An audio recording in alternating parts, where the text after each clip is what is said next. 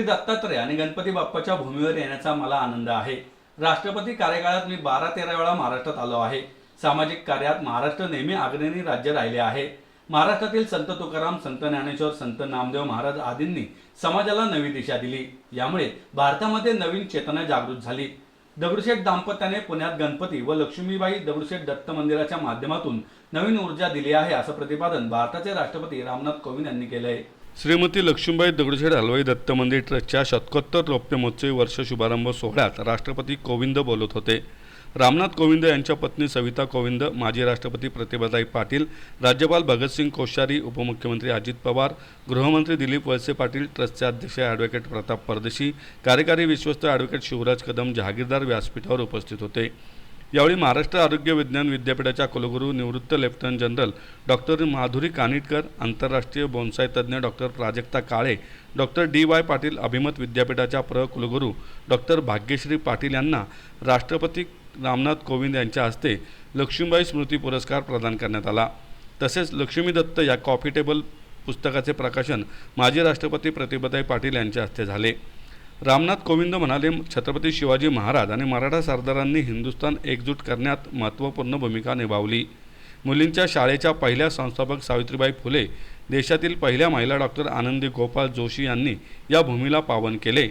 Doctor Babasaheb Ambedkar यांनी याच भूमीतून संपूर्ण मानवतेसाठी कार्य केले। माजी राष्ट्रपती प्रतिभाताई पाटील म्हणाल्या, कैलासवासी श्रीमती लक्ष्मीबाई दगडूशेठ हलवाई दत्त मंदिर ट्रस्टच्या 125व्या वर्षाचा शुभारंभ देशाचे लोकप्रिय राष्ट्रपती रामनाथ कोविंद यांच्या उपस्थितीत व्हावा, ही दत्तभक्त आणि विश्वस्तांची इच्छा पूर्ण झाली। दत्त मंदिराला मोठा इतिहास आहे। दगडूशेठ हलवाई आणि त्यांची पत्नी लक्ष्मीबाई हे श्रद्धाळू दाम्पत्य होते। कैलासवासी श्रीमती लक्ष्मीबाई दगडूशेठ हलवाई दत्त मंदिर ट्रस्ट आणि श्रीमंत दगडूशेठ हलवाई सार्वजनिक गणपती ट्रस्टकडून अविरतपणे सामाजिक कार्य सुरू असल्याचं त्यांनी सांगितलं। प्रास्ताविकात ॲडव्होकेट प्रताप परदेशी म्हणाले, भारत विश्वगुरू बनून सर्वांचे नेतृत्व करू दे, अशी दत्तचरणी प्रार्थना करतो। कैलासवासी श्रीमती लक्ष्मीबाई दगडूशेठ हलवाई दत्त मंदिर ट्रस्ट आणि श्रीमंत दगडूशेठ हलवाई गणपती मंदिर ट्रस्ट या दोन्ही संस्था धार्मिक आणि सामाजिक कार्यात अग्रेसर आहेत। यापुढेही अखंडपणे कार्यरत राहतील, असेही ते म्हणाले। सामाजिक और धार्मिक सेवा के उद्देश्य से स्थापित श्रीमती लक्ष्मीबाई दगड़ू-सेठ हलवाई दत्त मंदिर ट्रस्ट के सफल कार्यों और समाज सेवा के विषय में जानकर मुझे अत्यंत प्रसन्नता हुई। मुझे बताया गया है कि यह ट्रस्ट निर्धन छात्रों को छात्रवृत्ति, अनाथालयों को और वृद्ध आश्रमों में भोजन की पूर्ति जैसे तमाम कल्याणकारी कार्य कर रहा है।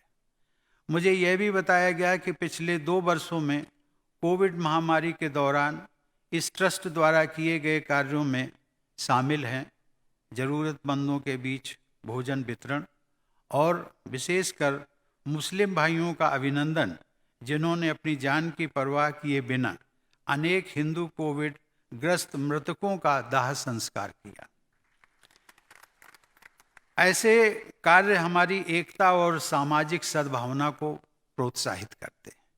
इन पुनीत कार्यों से जुड़े सभी लोगों और ट्रस्ट के सभी सदस्यों को मैं साधुवाद देता हूँ।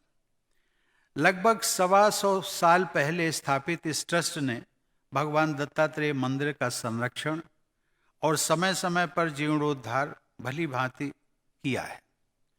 भगवान दत्तात्रेय का महात्म्य अद्वितीय है। ऋषि अत्रि के सुपुत्र दत्तात्रेय को ब्रह्मा, विष्णु और महेश तीनों का अवतार माना जाता है। इसीलिए दत्तात्रेय को त्रिमूर्ति भी कहा गया है। हिंदू ग्रंथों के अनुसार दत्तात्रेय ने अपने संन्यास काल में भ्रमण के दौरान बिना शिक्षकों की मदद के प्रकृति को देखकर जागृति प्राप्त की थी। अतः लोक मान्यता के अनुसार दत्तात्रेय के 24 गुरु थे, जो पंच तत्वों सहित प्रकृति से जुड़े सभी पशु, पक्षी एवं अन्य जीव थे। उनके इस अनुभव से यह रेखांकित होता है कि शिक्षा और अभ्यास सभी स्रोतों से आते हैं और आत्म प्रयास सीखने का एक महत्वपूर्ण साधन है। अतः ये हमारा प्रयास होना चाहिए कि हम प्रकृति के निकट रहें और अपना जीवन प्राकृतिक नियमों के अनुरूप व्यतीत करें।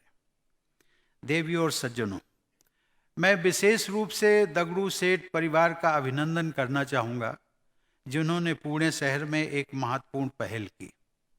दगड़ू सेठ परिवार द्वारा स्थापित गणपति मंदिर और दत्त मंदिर ने इस शहर में एक नई ऊर्जा जागृत की। गणपति मंदिर के संस्थापक होने के साथ साथ दगड़ू सेठ जी ने लोकमान्य तिलक के सानिध्य में गणपति उत्सव की भी शुरुआत की। राष्ट्रीय पर्व के रूप में मनाया जाने वाला इस उत्सव का हमारे राष्ट्रीय राजनीतिक क्षेत्र में अमूल्य योगदान रहा है। गणपति उत्सव अंग्रेजी शासन के विरुद्ध राष्ट्रीयता और सामाजिक सद्भावना का स्रोत बनकर उभरा। स्वतंत्रता के आंदोलन में इस महोत्सव का योगदान अनन्य है। इस प्रकार इस मंदिर परिवार और ट्रस्ट ने महाराष्ट्र को जन आंदोलन की भूमि बनाने में अत्यंत महत्वपूर्ण भूमिका निभाई है। इसके लिए मैं उनकी भूरी भूरी प्रशंसा करता हूँ। संभवतः यह इसी जागृति की देन थी कि हमारे संविधान के प्रमुख निर्माता बाबा साहब डॉक्टर भीमराव अंबेडकर ने सामाजिक कुरीतियों के विरुद्ध अपना आंदोलन यहीं से आरंभ किया था। वंचित जाति के होने के बावजूद उन्होंने कड़े संघर्ष के साथ ज्ञान अर्जित किया और मात्र शोषितों और वंचितों के लिए ही नहीं अपितु पूरी मानवता के लिए एक आदरणीय और अनुकरणीय विभूति बने। महाराष्ट्र के लिए यह परम सौभाग्य की बात है कि इस महान विभूति की जन्मभूमि और दीक्षा भूमि इसी प्रदेश में स्थित है। अभी पिछले सप्ताह ही मुझे एक राजकीय यात्रा पर, जिसका उल्लेख प्रतिभा ताई ने भी किया, यात्रा पर जमैका जाने का अवसर मिला। वहाँ पर भारतीय मूल के हमारे भाई बहन अनेक दशकों से रह रहे। इस यात्रा के दौरान मिला उनका अपार स्नेह मुझे जीवन भर याद रहेगा। पर जो बात महत्वपूर्ण है और जिसका मैं यहाँ उल्लेख करना चाहता हूँ वह है कि जमैका की सरकार द्वारा भारतीय मूल के लोगों के योगदान, भारतीय संस्कृति और जीवन मूल्यों को संज्ञान